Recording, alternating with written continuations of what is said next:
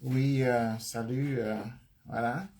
Je, Comme toujours, j'ai décidé de prendre un peu la parole pour pouvoir résumer mes pensées par rapport à ce qui se passe au Tchad, n'est-ce pas? Et donc, pouvoir plus ou moins dire ma propre analyse pour moi-même, et afin que ce soit tout simplement là sur ma page pour quiconque serait intéressé. J'ai été très occupé durant cette semaine, professionnellement. Donc, ça fait que je ne pouvais pas m'asseoir pour pouvoir exprimer grosso modo ce que je pense. Mais de temps en temps, j'ai fait des postings rapides pour donner plus ou moins mon analyse. Euh, bon, aujourd'hui, jeudi, donc j'ai un peu plus de temps. Donc, j'ai estimé que ce serait peut-être bien de résumer ce que je pense. Et la première chose que j'aimerais dire, c'est que si vous avez du temps, il faut lire ce livre-ci. Il faut lire ce livre-ci. Et je poste encore le titre afin que vous le regardiez très bien. C'est Ethnic Politics and State Power in Africa, The Logic of Coup, Civil War Trap. C'est écrit par Philippe Rösler. C'est un livre qui devrait être classique pour la période que nous traversons, qui est une période de transition.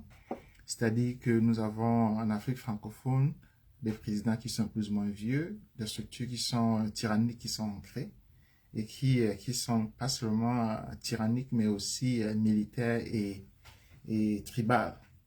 Et donc, d'habitude, les gens ont peur de dire le nom de la tribu qui a ainsi pris possession de l'État.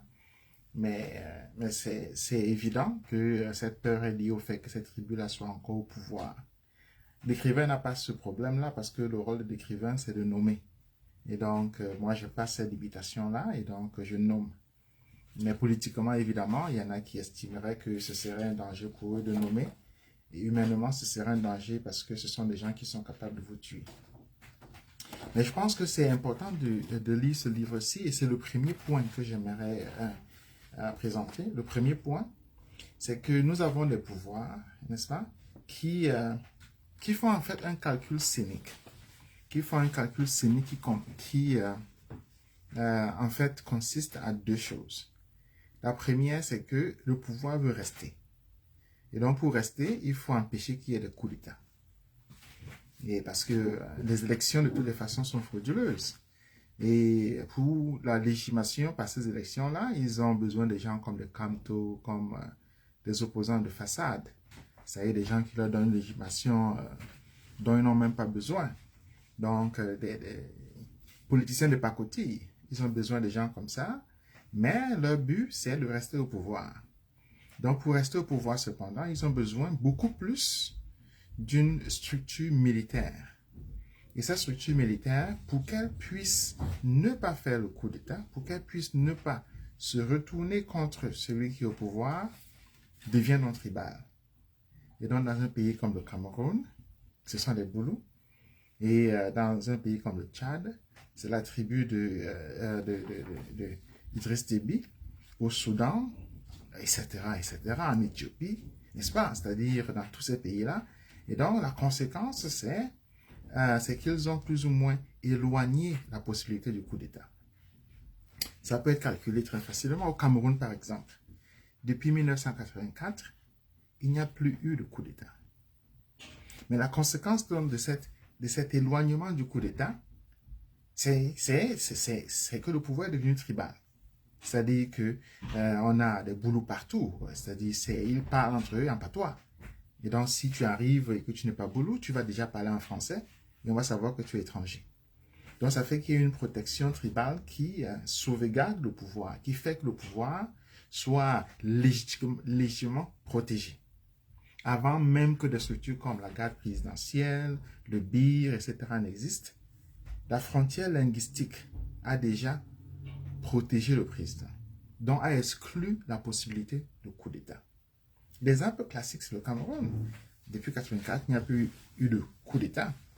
Et lorsqu'on réfléchit bien, on va se rendre compte que c'est un modèle qui a été mis au Cameroun par les Israéliens, n'est-ce pas, Shimon Peres, c'est sa suggestion après le coup d'État lorsqu'il est venu au Cameroun, il a suggéré ça à Biya, de fabriquer une frontière qui fasse que les autres là soient un peu comme les Palestiniens. Et donc c'est pratiquement évident que si on s'en va en Israël, il ne peut pas y avoir un Palestinien dans la garde du moins de l'État, c'est exclu, quel qu'en soit le cas. Et donc c'est un peu la situation dans laquelle se trouvent les autres. Au Tchad, c'est évident, la tribu de Idriss Déby, c'est elle qui a phagocyté l'État et donc qui a les armes les plus sophistiquées à l'intérieur même de l'armée nationale, qui a les dispositifs les plus sophistiqués, qui a les stages les plus sophistiqués, c'est-à-dire c'est eux qui viennent être formés du moins à Saint-Cyr, c'est eux qui viennent être formés à West Point, c'est eux qui ont donc les armes, la formation, etc., qui ont accès à tout. Voilà. Donc, on a donc une milice Boulou bien précise. Comme au Tchad, on a une milice de la tribu de Idriss Déby. C'est une milice bien précise, n'est-ce pas? Et donc, ce n'est pas surprenant que cette milice, donc, elle fait même bas sur l'État, et donc ensuite sur l'administration, et donc un peu de manière pyramidale, évolue, fait même bas sur le pays. C'est ça. Ça permet, comme j'ai dit, le but est simple, c'est d'éviter les coups d'État. C'est-à-dire, c'est un but d'autopréservation. Le titre du livre, Franck demande, c'est, voilà ça, c'est Ethnic Politics and State Power. Voilà ça, in Africa. Ethnic Politics and State Power. C'est un livre brillant, c'est brillant. Hier, j'ai appelé l'auteur, on a parlé, on riait là. On riait parce que c'est-à-dire lui, ce qui se passe au Tchad, c'est limpide. C'est-à-dire c'est un peu comme on parle avec un footballeur, on lui donne le ballon, quoi. Il était assis dans son bureau, il riait, quoi. C'est un jeu d'enfant. Parce que c'est comme on dit, l'extrapolation facile de sa théorie. C'est-à-dire, regardez comme se disait, c'est-à-dire c'est vraiment comme une manifestation de ce qu'il écrit dans un livre qui a été publié il y a quelque temps. Le livre a été publié en 2006, en 2016.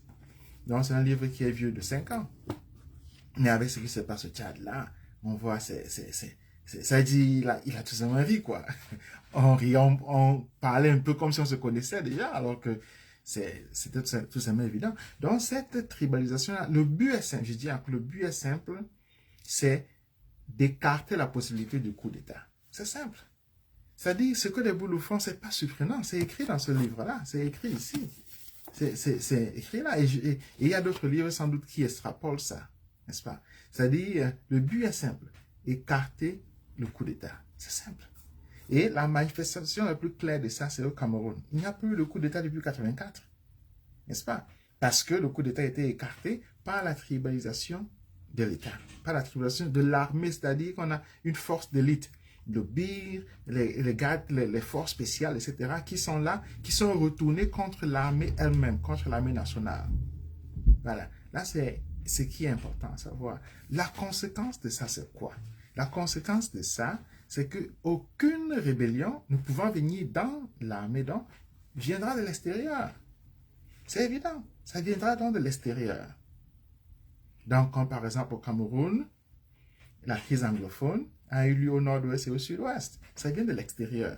De l'extérieur où on parle anglais, où on parle de Bamenda, etc. Ça vient de ce qu'on appelle la périphérie. Donc, la révolte vient donc de la périphérie. Ça veut donc dire que quelqu'un comme Biya a choisi volontairement de préserver son pouvoir au prix d'une révolte extérieure. Il dit, autrement dit, c'est pas grave si les gens s'entretuent à Bamenda, c'est pas grave.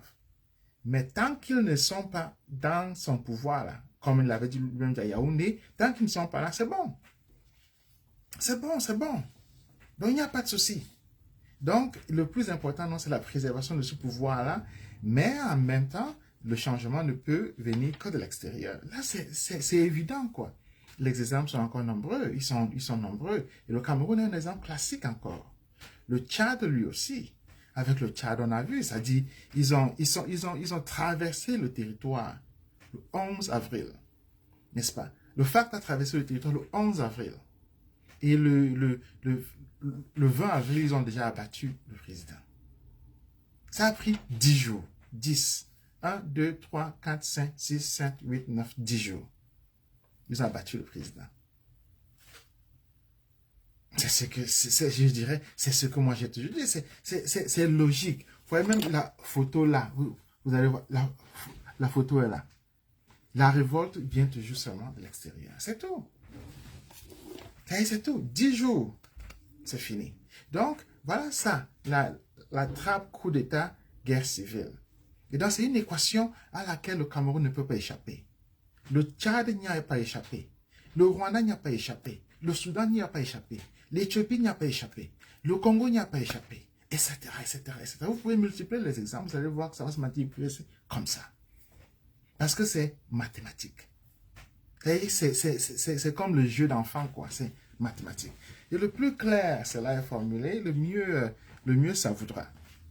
C'est-à-dire qu'on va éviter de perdre le temps aux gens, on va éviter de faire des analyses inutiles, musclées, etc. Non.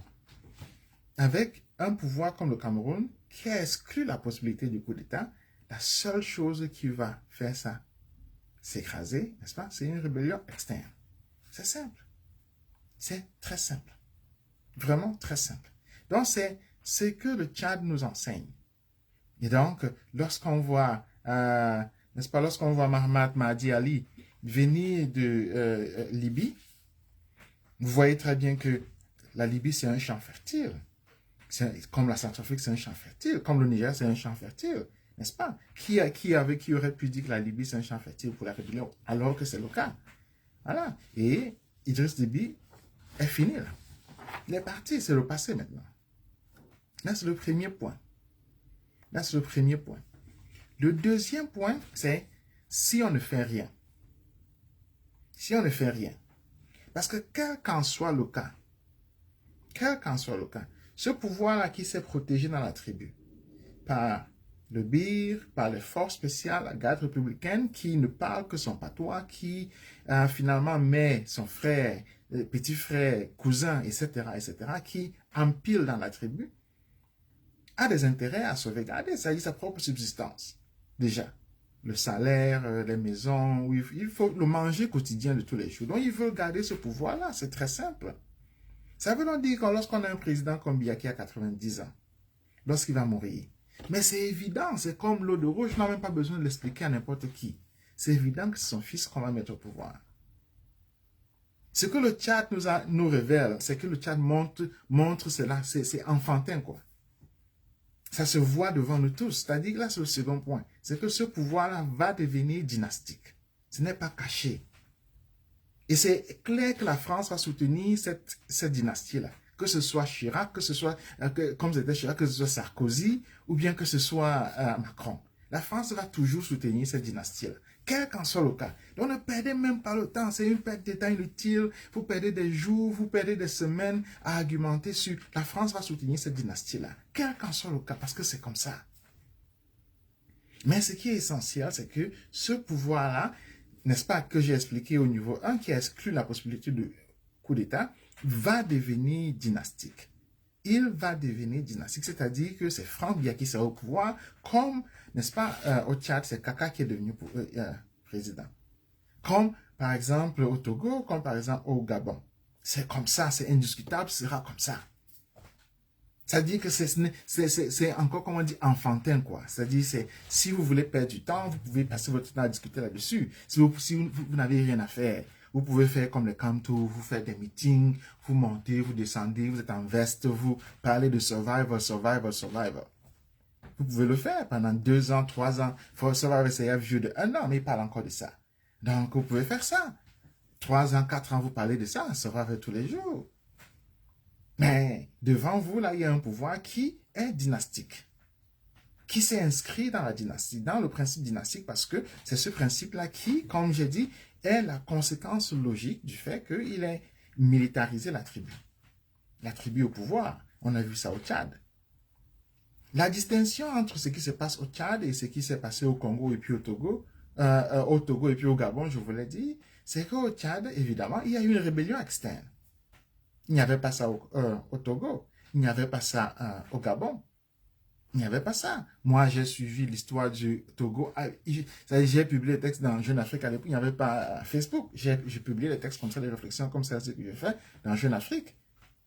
J'ai publié à l'époque mes réflexions dans Jeune Afrique. C'était 2005. Je me rappelle comme hier. N'est-ce pas? Donc, c'était 2005. J'ai publié mes réflexions. C'était il y a 15 ans, 14 ans. Voilà. Je me rappelle très bien. Mais ça veut donc dire que au Togo, au Gabon, il n'y avait pas de rébellion externe. Donc, au Togo et au Gabon, la force l'acquis de militarisation de la tribu est devenue dynastique, n'est-ce pas? Les gens qui sont dans l'opposition ont été pris par surprise. Les gens qui sont dans l'opposition, c'est qui? Par exemple, au Togo, c'était un certain type qui s'appelait Edem Kodjo. Edem Kodjo a été pris comme un enfant. Il est même devenu voilà, premier ministre de Fort voilà, Yadema. C'était lui l'opposant principal. Il était à l'OUA, etc. On l'a ramassé comme un enfant. N'est-ce pas? Parce qu'il est le genre Kanto, là. Il est le genre Kanto, un peu vide mentalement, mais qui écrit c'est des textes qui sont faits pour des enfants. Voilà. Mais il a été ramassé comme du n'importe quoi. Parce que l'opposition, derrière lui, n'était pas préparée. C'est-à-dire, il n'avait pas intellectuellement inscrit le principe là que je vous ai présenté. C'est-à-dire le principe dynastique comme étant la suite, la conclusion logique, n'est-ce pas, d'une tribalisation militaire du pouvoir. Il n'avait pas. Alors que la tribu de Yadema, c'est elle qui est militaire, qui a même commencé ça en Afrique. Qui est militaire, mais en même temps tribal. C'est Yadema qui a commencé ça. Et c'est Yadema également qui est le premier qui a changé la constitution pour en faire un papier de toilette. N'est-ce pas? Et ensuite, il y a eu le Gabon, même chose, c'est-à-dire une famille, une tribu, et puis les militaires qui sécurisent tout et puis rendent impossible tout, voilà. Et donc, il passe ça du père au fils. Bongo Ali, Bongo, il était quoi? Il était ministre de la Défense avant. Il était ministre de la Défense, non? Qu'est-ce que c'est que ministre de la Défense? On a même mise sur l'armée, sur les forces spéciales de l'armée. Il était ministre de la Défense. Donc, c'est de quoi on parle là?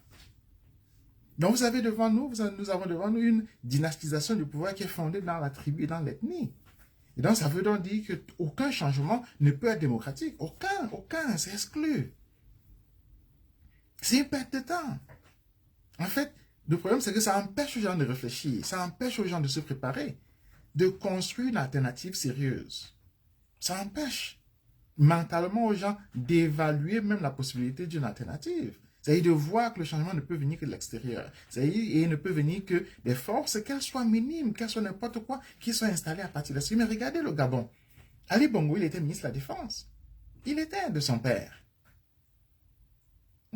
Et avec fort, c'est au Togo que ça a commencé. Cependant, tant au Togo qu'au Gabon, les forces de l'opposition n'étaient pas préparées comme ça, n'avaient même pas pensé à ça. N'avaient même pas pensé à ça, c'est-à-dire ils n'avaient même pas imaginé que cela puisse avoir lieu alors que ça s'est passé devant eux. Mais maintenant avec le Tchad est particulier parce que le Tchad a réagi. C'est-à-dire était déjà prêt, était prêt parce que voilà quelqu'un comme voilà, Mahamat Ali a compris le principe. A compris le principe.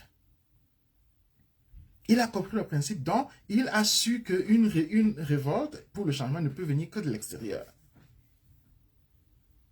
Il a compris, ça veut donc dire que ce principe militaro-tribal qui devient donc dynastique par nécessité, on ne peut le renverser que de l'extérieur, par une révolte de l'extérieur.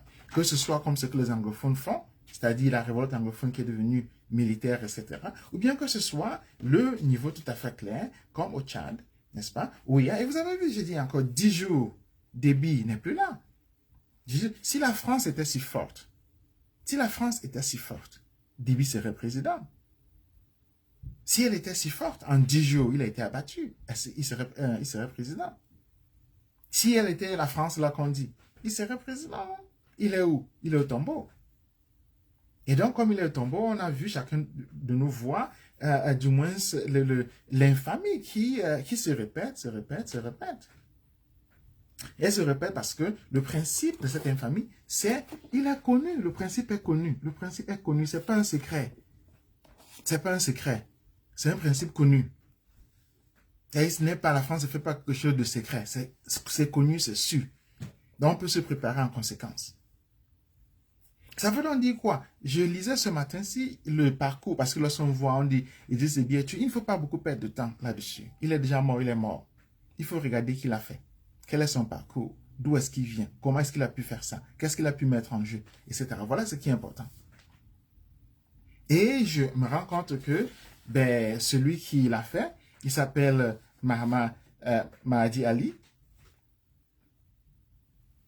Il est parti en France, n'est-ce pas? Voilà, où il a étudié l'économie. Il a milité pour le Parti socialiste. Donc c'est un bourgeois tout à fait normal. Il s'est marié, il a eu 5 enfants en France. Donc il est installé à Reims. C'est ça la diaspora. C'est ça la diaspora. C'est-à-dire c'est quelqu'un qui est la diaspora. Il est comme moi, il est comme n'importe qui. Il est basé, sa famille, ses 5 enfants sont basés à Reims, en France. Donc c'est pas un, comme on dit, terroriste qui est terroriste. Il est même plus éduqué que celui que Macron est en train d'aller saluer là. Il parle beaucoup mieux français que celui que Macron s'en va saluer là. Macron n'a pas besoin d'aller au Tchad. Il n'a qu'à aller à Reims là pour rencontrer sa famille. Macron n'a pas besoin de prendre l'avion pour partir au Tchad. Il n'a pas besoin de faire ça. Surtout pourquoi? Surtout parce que Mahamat Mahdi Ali là, a grosso modo le même parcours que Kagame, par exemple. C'est-à-dire que ce sont des gens de la diaspora Kagame était installé en Ouganda. Il a passé toute sa vie en Ouganda. Avant de faire un coup d'État en 1994, il est devenu occuper le Rwanda. Il est devenu président au Rwanda. Il était en Ouganda. C'était un Ougandais même de nationalité, on pourrait dire, parce qu'il a passé toute sa vie adulte en tant qu'Ougandais. Donc c'est ça la diaspora. Donc on demanderait à Macron, mais pourquoi est-ce que, jeune homme, pourquoi est-ce que tu prends l'avion pour partir au Tchad? Mais Ali là, il est en France. il est à côté de toi là. Donc c'est la diaspora. Plusieurs personnes disent souvent ici, j'ai décidé de faire ce live parce que plusieurs personnes disent souvent, venez sur le terrain, venez tous et laisser sur le terrain, sur le terrain. Je suis en train de vous dire que c'est faux. Que les forces de changement, c'est pas sur le terrain. Elles viennent de la diaspora. C'est ce que je suis en train de dire. Je suis en train de dire que ça vient de l'extérieur. Ça vient de la périphérie. Je suis en train de dire que devant un pouvoir tribalo-militaire qui s'est incrusté comme par exemple la milice Boulou, comme par exemple ce pouvoir d'Idriss qui était entièrement tribal. Le changement ne peut venir que de l'extérieur. Et lorsque vous regardez d'ailleurs même Ali, là, il n'est pas de la même tribu que Idriss Déby. Non, il n'est pas. C'est 2 tribus différentes. Le changement vient de l'extérieur. Parce qu'il a un intérêt spécifique à ce que cette dynastie-là soit détruite. Il doit d'abord avoir un intérêt personnel à ce que ce soit fait. Il doit avoir un intérêt géographique, c'est-à-dire se situer à l'extérieur de celle-ci. Il doit évidemment ensuite, enfin, avoir un intérêt intellectuel. Mais ce qui est important, c'est que l'extérieur, là, devient la diaspora. Comme quoi l'espoir, c'est nous, là. L'espoir, c'est ceux qui sont dans la diaspora. À moins, ça dit, et le plus important, c'est qu'ils soient organisés. Il y a 2016, Mahamat Mahdi Ali a fait une interview à Jeune Afrique. Jeune Afrique l'a interviewé. Il a dit clairement que le pouvoir de Déby ne pouvait pas être... Voilà, je vais lire. Il dit, il a dit, n'est-ce pas, que le pouvoir de Déby ne pouvait qu'être chassé par la force. C'était 2016. Seule la force fera partie Déby. C'était 2016. Jeune Afrique. Regardez dans Jeune Afrique, vous allez voir. 2016, c'était il y a 4 ans, 5 ans. Voilà son interview. Déby, seule la force fera partie Déby. Je dis ça ici depuis. Ce n'est que ce que j'ai dit tout le temps. Ça veut dire qu'il a compris. Il avait déjà compris. La différence, évidemment, c'est que lui, il a décidé d'abandonner sa famille et puis d'aller, n'est-ce pas, s'installer en Libye. D'aller s'installer en Libye, il a fait. Il s'est installé en Libye. Lorsqu'il faisait l'interview, là, il avait dit qu'il a combien de combattants? Il avait 350. Il avait 350 combattants. Aujourd'hui, là, il en a 5000. Il est passé de 350 à 5000 et il a pu en finir avec des billes.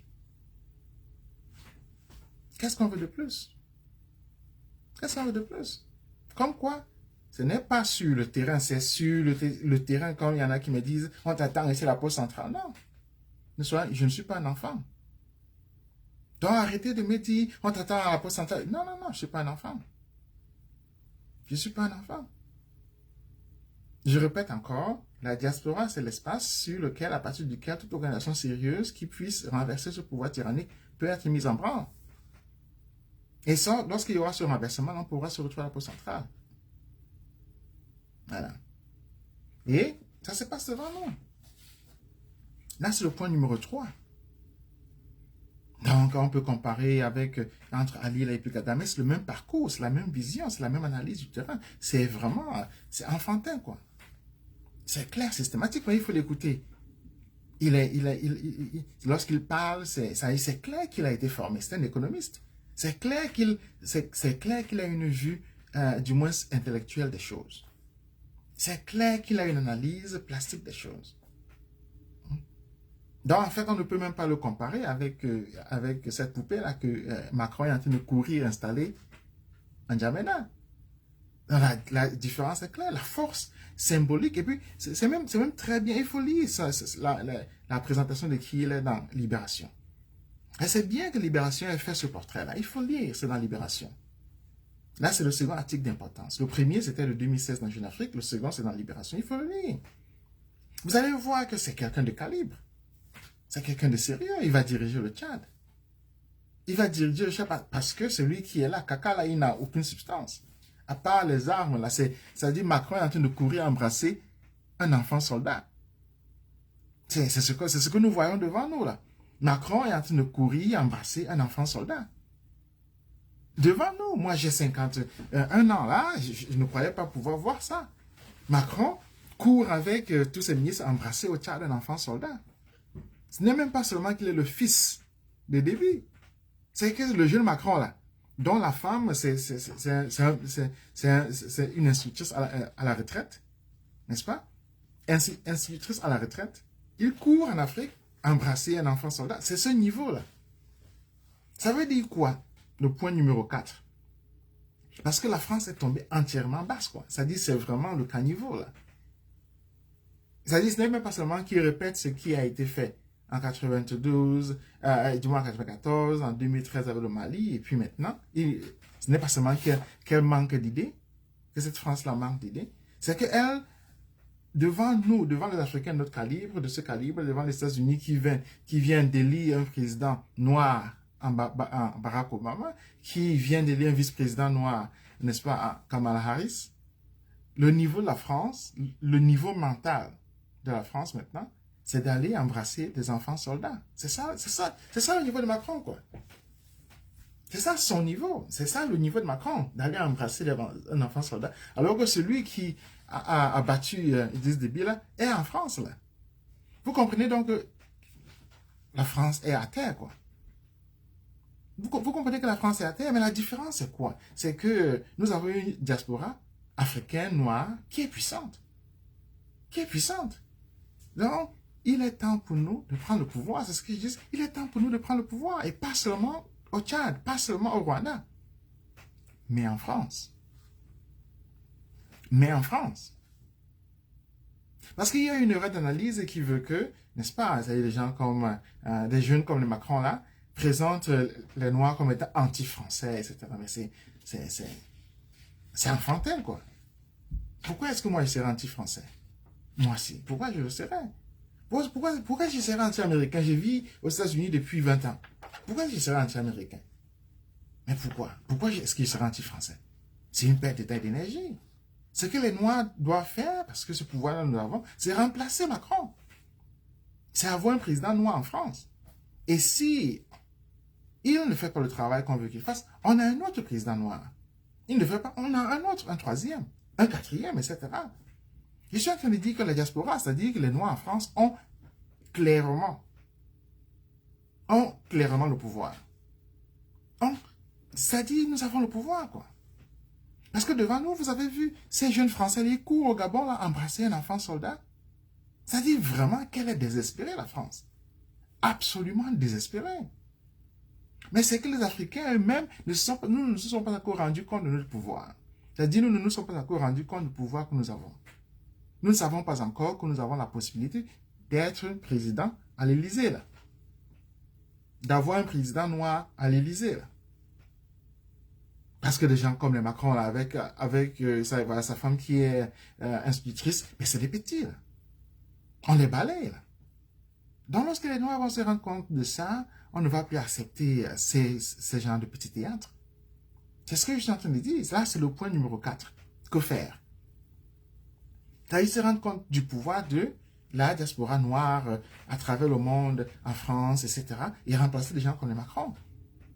Parce qu'ils n'ont aucune idée, ils sont vraiment finis, quoi. Il est vraiment fini, mais vous le voyez là, il court au Tchad là, saluer un enfant soldat, quoi. Il est le seul président qui s'en va là-bas. Le seul. Il est vraiment le seul. Même Biya n'est pas parti. Même Biya n'est pas parti. C'est-à-dire, qu'est-ce que Biya va faire là-bas? Il a pu enrouler Biya dans la farine et puis faire que Biya écrive sur Cameroun Tribune, n'est-ce pas, un hommage à cet enfant soldat-là, qui s'appelle Kaka.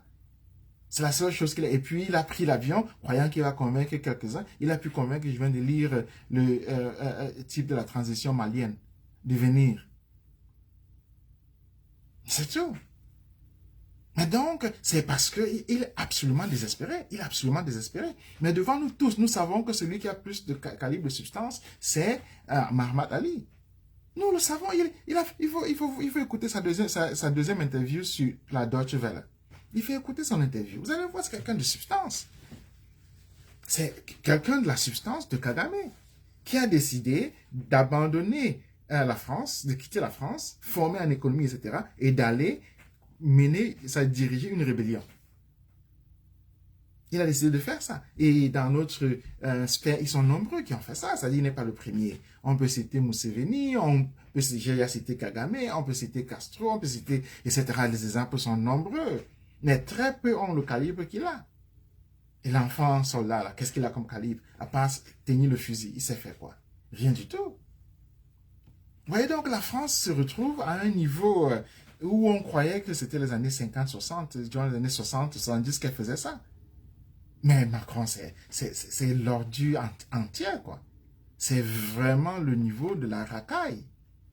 Donc, devant ça, il faut comprendre que en tant que Noir, en tant qu'Africain, en tant que personne de diaspora, en France, ils sont nombreux qui sont professeurs d'université par-ci, qui sont médecins, qui sont qui sont tchadiens, qui sont médecins, il vient leur présenter comme président un enfant soldat. Oh, entre nous, je connais des écrivains tchadiens qui sont très bien installés. Absolument bien installés. Les Nimrod, etc., qui sont bien installés. Des médecins, des professeurs d'université, des avocats, des juristes, ici aux États-Unis, etc. À l'époque, même lorsqu'on grandissait, moi, certains de mes professeurs étaient tchadiens. Donc la diaspora tchadienne, elle est vraiment puissante. Ce sont déjà installés. Comme j'ai dit, voilà un économiste là qui s'est débarrassé de Idriss Déby. Et Macron court là, le jeune Macron de 40 ans, court nous présenter un enfant soldat qui ne sait que tirer le fusil. Vous voyez donc, ça veut donc dire que la France est désespérée. Ça veut donc dire qu'elle est à terre. Mais ça veut aussi dire que toute crise est porteuse d'une opportunité. Et cette opportunité, j'espère que vous avez compris que je suis en train de dire que nous avons le pouvoir et qu'il faut d'abord s'en rendre compte. Il faut s'en rendre compte parce que il faut voir déjà le parcours de quelqu'un comme Mahdi Ali là pour se rendre compte qu'il a compris déjà qu'il a le pouvoir. Il avait compris déjà qu'il a le pouvoir. Au Tchad, là, son groupe, les FARC, là, ne sont pas les seuls groupes rebelles, non.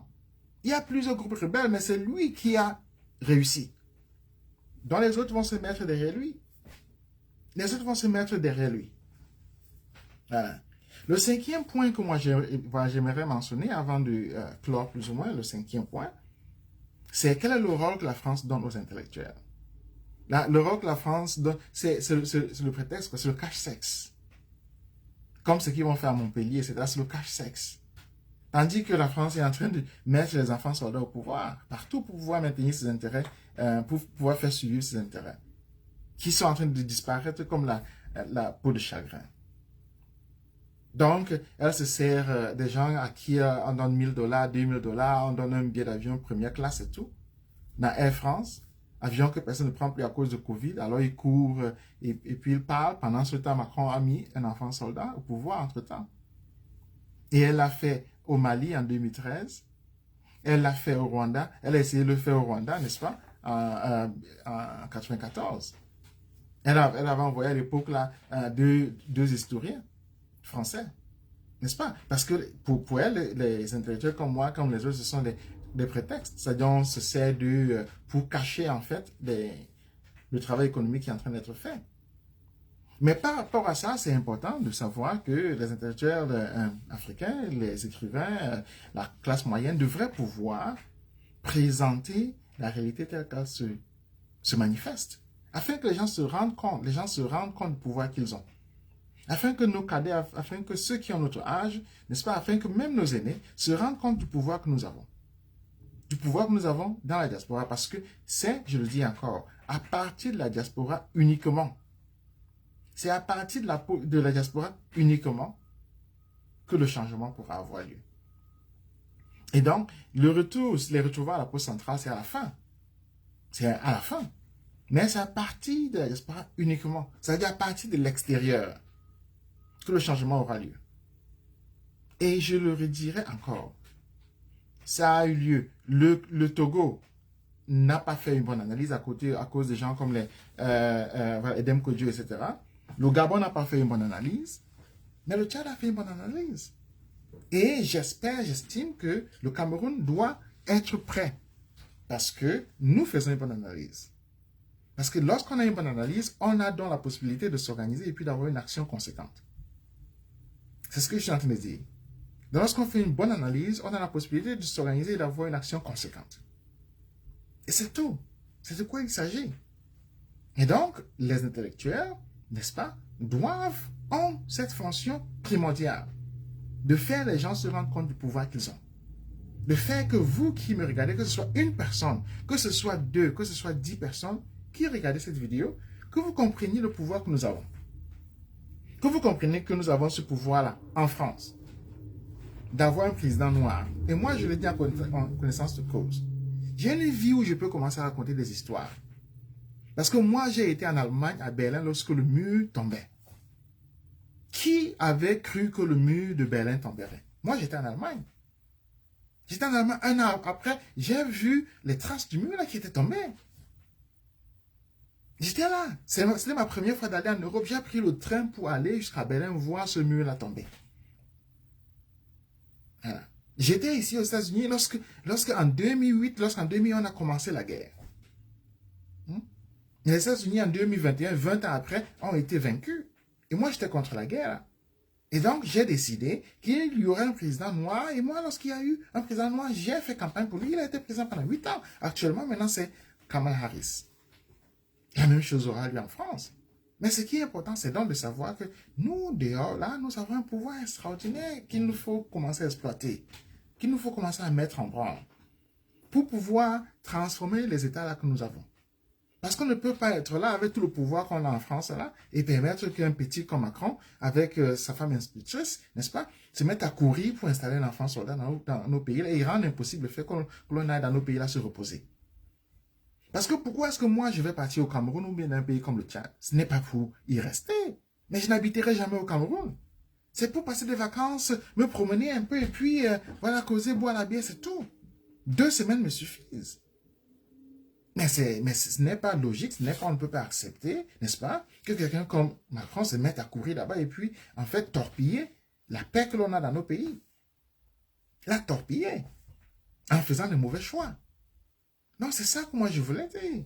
Que le rôle de l'intellectuel que je suis, que nous sommes, de la classe moyenne africaine et noire, que nous sommes en France, en Angleterre, aux États-Unis, en Afrique, c'est-à-dire Nigeria, Libye, partout, etc., c'est de rendre possible ce changement afin de faire que ce pouvoir-là nous revienne. Et il faut enseigner ça à nos enfants pour qu'ils le sachent. Que nous avons le pouvoir en France. En France, là, il faut un président noir. Et si le président noir ne fait pas bien les choses, on met un autre. Il ne fait pas bien les choses, on met un troisième. C'est comme ça qu'on fait. Mais on ne va pas rester là. On voit un petit là qui vient de sortir, il y a à peine 3 ans, 4 ans, qui connaissait Macron. Qui connaissait Macron il y a 4 ans, 5 ans? Mais personne. Il sort, il court au Tchad maintenant pour mettre un enfant au nom de quoi? Qu'il est qui? Qui l'a élu? Etc. Entre nous. Quand même. Il y a des limites. C'est-à-dire, il y a des choses qu'on peut accepter. Là, c'est l'inacceptable. C'est clair. Mais le temps n'est pas de faire des pétitions, des marches. Non, non, non. Le temps, c'est de s'organiser en conséquence et puis de balayer des gens comme le Macron, là. Parce qu'ils n'ont aucun pouvoir. Aucun pouvoir. Ils sont finis, là. Un président qui fait ça, c'est un président qui est fini. Mais c'est un président qui est vraiment fini, quoi. C'est-à-dire, aucune idée vraiment à terre, quoi. Et donc, c'est ce que je voulais dire. 5 points qui, j'estime, du moins, devaient amener chacun d'entre nous à réfléchir. Mais le livre que je vous suggère encore, le voici. Je vous suggère, n'est-ce pas, de le lire. C'est de Philippe Rösler, n'est-ce pas? Ethnic Politics and State Power in Africa. Voilà. Je vous suggère donc de lire ce livre aussi. Ça va vous éduquer sur le diagnostic propre de ce qui se passe en Afrique. C'est un diagnostic clair de ce qui se passe en Afrique, n'est-ce pas? Et donc, voilà, c'est grosso modo mon analyse. Et je vous dis donc, je vous souhaite une bonne journée, une bonne soirée. Et à plus. Au revoir, au revoir.